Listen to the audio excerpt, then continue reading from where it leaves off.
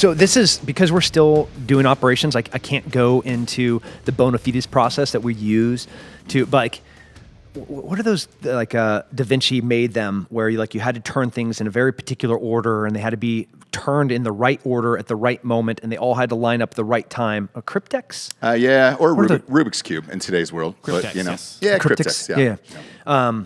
The complexity of our bona fides, both near and far, and the vetting process for somebody to be at one of our pickup locations was so complex, nobody could be able to falsify who they were to be at the right place at the right time, with the right name, with the right paperwork. It's impossible.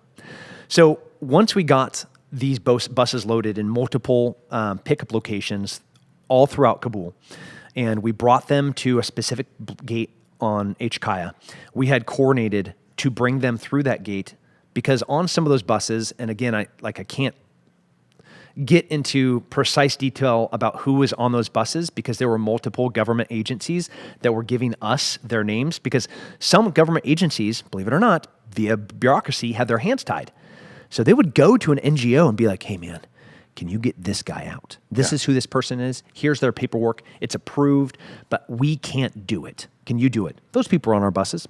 Christians on our buses, orphans on our buses, American citizens on our buses, both SIV applicants and SIV candidates on our buses. And those buses were vetted and pure. They're outside the gate. Mm-hmm. Then this is when sunrise is starting to happen. A different military organization goes and they wanted to clear everyone from that gate. So they started throwing flashbangs. They went out there with wooden sticks and they just started beating everyone there. What went from, I'll say, pure buses with vetted passengers to a contaminated bus happened in this chaos. Windows got shattered. People on the bus climbed out, holding their babies. Because how many people have been around a flashbang thrown inside of a bus window? Yeah. It's a bummer when you're holding a 19-month-old and a flashbang goes off inside of your bus, which is packed with 60 people.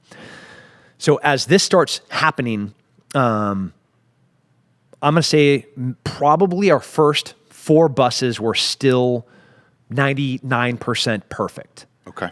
But we're still going to vet every person. We're still going to search every person. We're still going to bring everybody off that bus. We're going to pat them down. We're going to confirm their paperwork. And then before we put on a plane and fly them to yet another place where we're going to vet them for weeks at a time before we move them to hopefully their permanent home.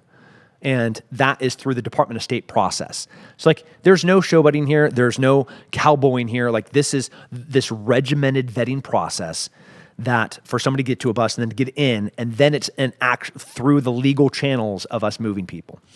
Real quick, who ordered the flashbangs and the sticks and who ordered that? Do you know? So, are you allowed to say? I'm not going to talk disparagingly about any military person because you have to understand the ground there at the time is pure chaos. It's pure anarchy. It's not war because war is horrible. War is the worst thing that 2 humans can do to each other. But this is something even worse. So I even if I had been the one saying this is how we're going to do it, and looking at that person from the outside, maybe not the best plan, but that's a plan. It's a plan. But it's the wrong plan, and then does somebody maybe not though? Because suffer a consequence? Yeah, there was 3,000 people that were packed around these buses, and they're trying to get on the buses. And those drivers, they took the dudes that were on the buses, and they were holding the doors closed, and they had all the men lined up on the windows, forcing people because people were trying to climb up on top of it, climb underneath it. All the videos or the one picture that you saw, people falling off of wheel wells of landing gear of aircraft. Well, that's happening on these buses. And it looks like World War Z. Oh man, it is World War Z. The ants trying to climb up and over the wall. That's what it felt like. So the buses start coming in one at a time after, this violence of getting the crowd back. And we get a bunch of buses in and we pull everyone off and we search everyone. We start confirming everyone's paperwork. We start confirming our list. And here's the bummer part. Government DOD was asking for our list. We couldn't share that list because some of the people on that bus were from organizations, government organizations, that are way cooler than the person asking me for a list. Right. And so they're not supposed to be there. They're supposed to be there, but this name of this agency person, I can't hand over to a DOD gate guard. Got it. Okay. But it was okay for Joe Biden to hand over a list to the Taliban of who should and shouldn't be there. I mean, Joe Biden is the president, and I am a volunteer working for a nonprofit. Right? Like, I can't throw a tier 1 unit, tip of the spear unit that had me do something for them and be like, yeah, sure, here's the list. Like, that's not really an option.